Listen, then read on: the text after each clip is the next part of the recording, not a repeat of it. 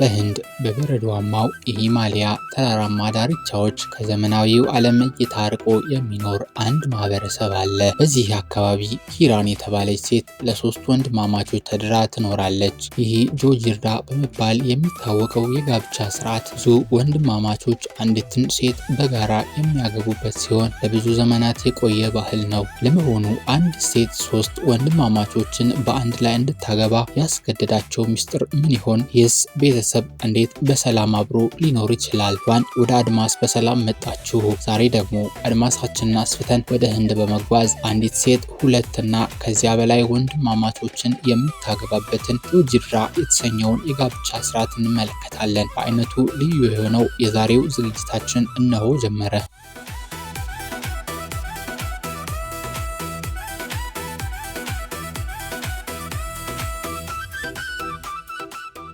ይህ ስርዓት በአካባቢው ማህበረሰብ ዘንድ እንደ እንግዳ ነገር የማይታይ ቢሆንም ከውጪ ሆነን ለምንመለከተው ለእኛ ግን ሊያስገርም ይችላል። ኪራን እንደምትናገረው ከሆነ ይህ የእነሱ ባህል በመሆኑ ሰዎች በጥሩ ጎኑ ሊመለከቱት ይገባል እንጂ መጥፎ ነገር ሊናገሩ አይገባም። ሶስቱንም ባሎቼን አንድም ነገር ሳላጎልባቸው በአግባቡ እየተንከባከብኩና ፍቅር እየሰጠሁ ነው ትላለች። ወንድማማቾቹ ይህን የጋብቻ ስርዓት የሚመርጡበት ዋናው ምክንያት ቤተሰባቸውን መሬት ላለመከፋፈልና ሀብታቸውን በአንድ ላይ ለማቆየት በማሰብ ነው። በተራራማው አካባቢ የሚገኘው የእርሻ መሬት በጣም አነስተኛ በመሆኑ ወንድማማቾች ተለያይተው ቢያገቡና መሬቱን ቢከፋፈሉት ኑሯቸው አስቸጋሪ እንደሚሆን ያምናሉ።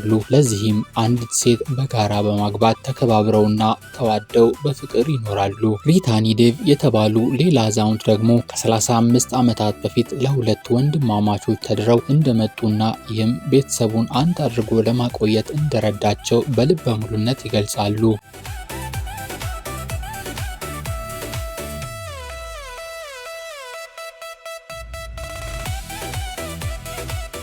በዚህ የጋብቻ ስርዓት ውስጥ የሴቷ ፈቃደኝነት ትልቅ ቦታ ይሰጠዋል። ጋብቻው ከመፈጸሙ በፊት የልጁ ቤተሰቦች የጋብቻ ጥያቄ ይዘው ሲመጡ ሴቷ ወንድማማቾቹን ለማግባት ፈቃደኛ መሆን አለመሆኗ ይጠየቃል። ያለምንም ማስገደድ በራሷ ምርጫና ፈቃድ ብቻ ነው ጋብቻው የሚከናወነው። በትዳር ውስጥም ወንድማማቾቹ የቤት ውስጥና የውጭ ስራዎችን ተከፋፍለው በመስራት በሰላም አብረው ይኖራሉ። የሴትና የወንድ ስራ ብሎ ክፍፍልም የለም። ምግብ ማብሰልም ሆነ ከብቶችን መንከባከብ በጋራ የሚሰራ ስራ ነው። ይሁን እንጂ አሁን ባለው ዘመን ልጆች ለትምህርት ወደ ከተማ ሲሄዱ የተለያዩ ተግዳሮቶች ይገጥሟቸዋል። ትልቁ ችግር የሚከሰተው እዚህ ጋር ነው። ሚስት ከሶስቱም ባሎቿ ጋር ግንኙነት ብታደርግም ከአንዱ መጸነሷ አይቀርም። ነገር ግን የተወለደው ልጅ አድጎ ትምህርት ቤት ሲመዘገብ የአንዱን አባት ስም ብቻ እንዲጠቀም ስለሚገደድና ከሶስቱ አባቱ የትኛውን ስም መጠቀም እንዳለበት ግራም ይገባዋል። ከውጪው ማህበረሰብ ዘንድም ሁለት አባትና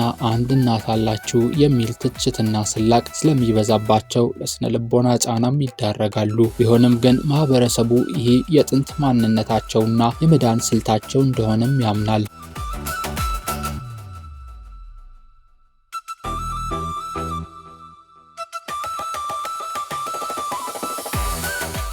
ይህ ባህል የተጀመረበት ሌላው ምክንያት ቀደም ባሉ ጊዜያት ትራንስፖርት አገልግሎት ባለመኖሩ ወንድማማቾች ለንግድና ለስራ ርቀው በሚሄዱበት ወቅት ዳራቸውና ቤተሰባቸው እንዳይበተን ለማድረግ ነው። አንዱ ባል ለረጅም ጊዜ ከቤት ቢርቅም ወይም ቢሞት እንኳን ሌላኛው ወንድም ሚስቱን በማስደሰትና ልጆቹን በመንከባከብ ኃላፊነቱን ይወጣል። ዛሬ ወደ ተራራማው አካባቢ መንገዶችና ቴክኖሎጂዎች እየገቡ በመሆናቸው ይህ ባህል ወደፊት ይቀጥል ወይም አይቀጥል እርግጠኛ መሆን ባይቻልም እነዚህ ማህበረሰቦች ግን ይህ መደበኛ የህይወት መንገዳቸው ነው። ይህ በሂማሊያ ተራራማ ዳርቻዎች የሚፈጸመው ጆጂርዳ የተሰኘው የጋብቻ ስርዓት እንደኛ ላለ ጠንካራ የሃይማኖትና የቤተሰብ እሴት ላለው ማህበረሰብ ግራሞትን የሚፈጥር ነው። አንዲት ሴት ከአንድ በላይ ወንድማማቾችን በአንድ ላይ አግብታ መኖሯ በብዙዎች ዘንድ እንዴት ሊሆን ይችላል የሚል የሞራልና የህሊና ጥያቄን ማስነሳቱ አይቀሬ ነው። ሆኖም ይህ ታሪክ የሰው ልጅ በተለያዩ የዓለም ክፍሎች ስላለው የተለየ እምነትና እኛ ነውር ብለን የምንፈርጀው ነገሮች ለሌላው ማህበረሰብ ደግሞ የመዳኛ ስልት ሊሆኑ እንደሚችሉ ትልቅ ማሳያ ነው።